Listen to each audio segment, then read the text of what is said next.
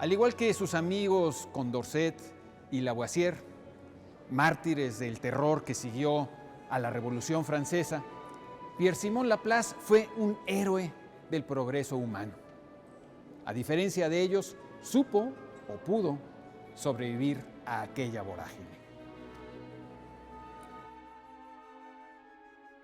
En los años agitados de Francia se concentró en sus investigaciones matemáticas y científicas, mientras atestiguaba cómo los grandes ideales y las proclamas grandilocuentes convivían cómodamente con la crueldad más ominosa. Hoy sabemos que esta convivencia es más una tradición que una paradoja histórica. Cuando Laplace vio que los acontecimientos tomaban un giro siniestro, se ausentó de París. Solo más tarde, y por accidente, tuvo una breve participación política. Había sido maestro de Napoleón en la escuela militar y cuando éste se hizo cónsul, desplazando del poder al directorio, lo nombró ministro del Interior.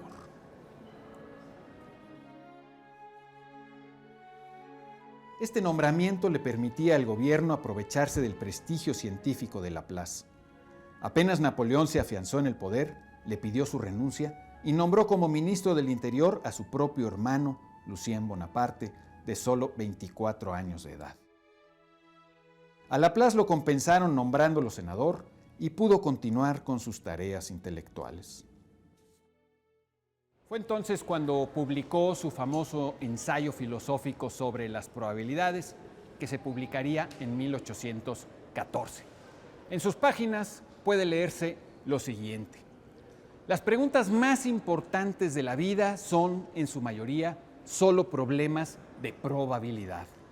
Estrictamente hablando, incluso se puede decir que casi todo nuestro conocimiento es problemático. Y en la pequeña cantidad de cosas que podemos saber con certeza, incluso en las matemáticas, los principales medios para determinar la verdad, inducción y analogía, se basan en las probabilidades. Como habíamos dicho en una emisión anterior, Laplace perfeccionó las ideas y las matemáticas de Thomas Bayes para crear la probabilidad bayesiana o bayesiana. No nos interesa ahora explicar matemáticamente de qué se trata, lo que seguramente no haríamos muy bien, pero sí nos interesa tomarla como un paradigma de lo que, siendo de sentido común, no es tan común como quisiéramos. Me refiero al hecho de reconocer, primero, que, como dice Laplace, nuestros conocimientos tienen solo un grado de certeza y que constantemente estamos haciendo cálculos subjetivos de lo que puede llegar a suceder a partir de, digámoslo así, corazonadas. Y segundo, que lo importante para mejorar nuestras corazonadas y acercarlas lo más posible a la realidad es actualizarlas adecuadamente con los datos que nos arroja la experiencia. El teorema de Bayes muestra numéricamente cómo hacerlo. A nosotros nos interesa, por lo menos, hacerlo. Es decir, usar la información que obtenemos de la experiencia para mejorar nuestra visión del mundo. De eso se trata. Y en ese sentido, podemos hacer también algunas recomendaciones inspiradas por la propia probabilidad de Bayes. Primera recomendación. Deberíamos distinguir entre nuestras narrativas y nuestras teorías. No son lo mismo, aunque muchas veces las confundamos. Las narrativas son esencialmente emocionales y las teorías son esencialmente racionales. No pretendo de ninguna manera disminuir la importancia de las narrativas, todo lo contrario, pero es importante comprenderlas y distinguirlas de las teorías.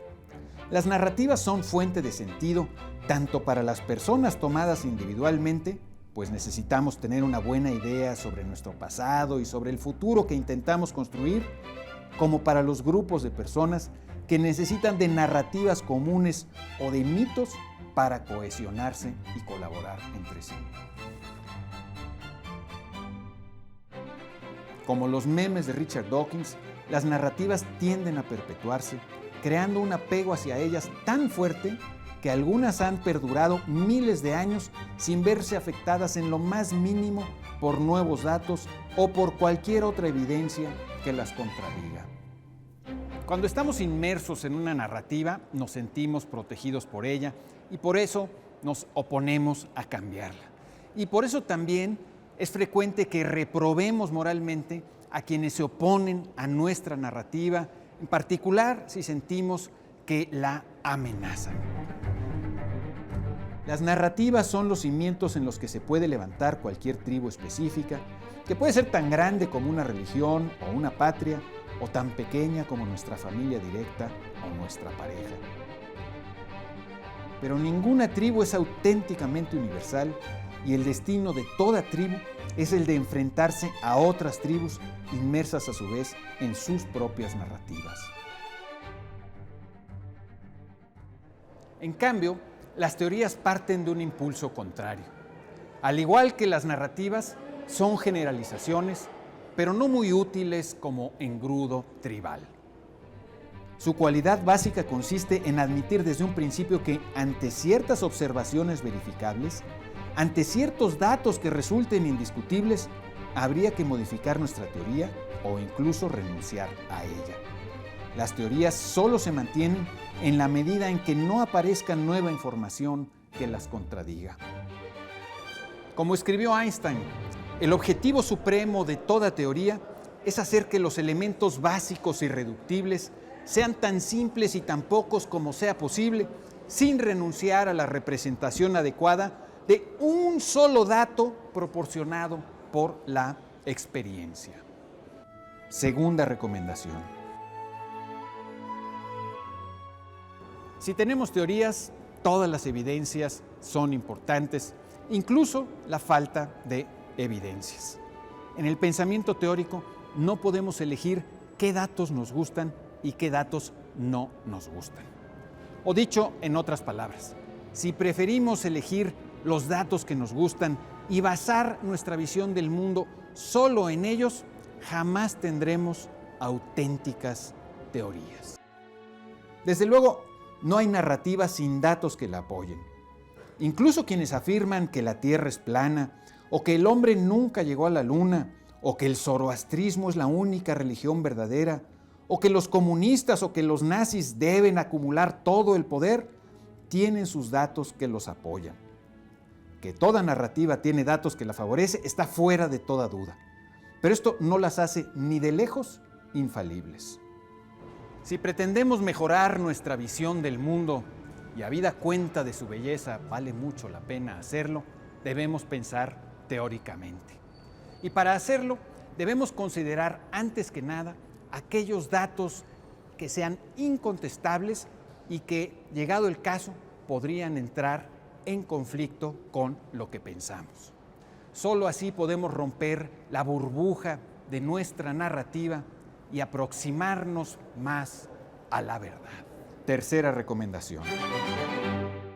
Toda evidencia que favorece a una teoría desfavorece a cualquier otra teoría que compita con ella. Es decir, el grado de creencia que tenemos en una teoría debe disminuir cada vez que nos encontramos con un solo dato que entra en contradicción con ella y que luce como más probable bajo la óptica de otra teoría. Si bajo una teoría A hay un 80% de probabilidades de que ocurra X, pero bajo la teoría B hay un 90% de probabilidades de que ocurra X, cada vez que ocurre X, nuestro grado de creencia en A debería disminuir. Sí, a pesar de que le asignemos un 80% de probabilidades a que ocurra X, nuestra creencia en A debe disminuir, mientras que aumenta nuestra creencia en B. Esto es lo que matemáticamente nos dice el teorema de Bayes.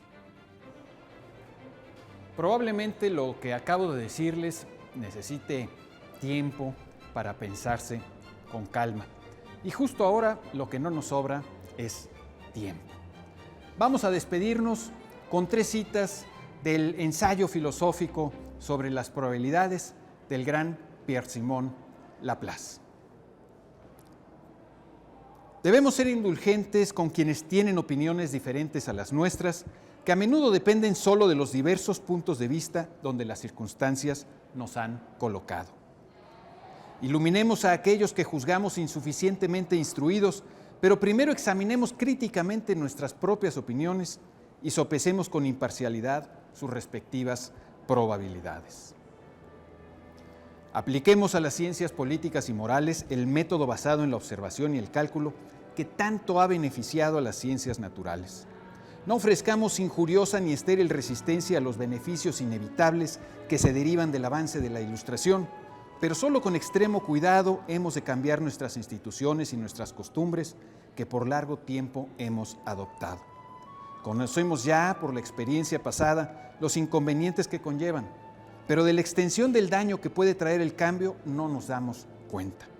Considerando esta ignorancia, la teoría de probabilidades nos instruye a evitar los cambios súbitos que en el mundo físico y moral nunca ocurren sin una considerable pérdida de fuerza vital. Soy Pablo Boullosa. Usted tiene la palabra.